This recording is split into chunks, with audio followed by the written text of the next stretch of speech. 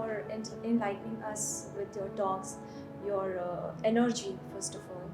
Because I started this journey from Bahrain, and I actually enrolled when I was in Paris because I was actually looking forward to come to the yoga class because I have never done any yoga course before.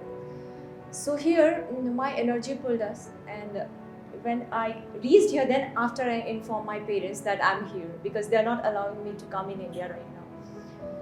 But I came bland mind. I have no expectations.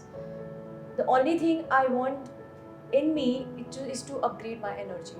And after meeting all of you here, and really, Hatha teacher and Ashtanga teacher has Ashish sir and both have worked on me, and actually I have learned how to be in pain and still be in meditative zone. So this is the best thing I have learned. And my beautiful friends, thank you so much for always being there, always cheering me up, because I'm very herpy chirpy type of girl. So they are always with me and helping me with that.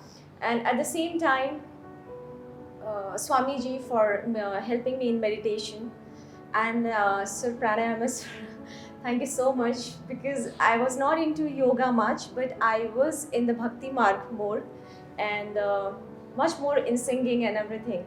But yoga is the first time with me, and this is the best journey, and I would love to share on all media and platform, like wherever I can share with my friends as well.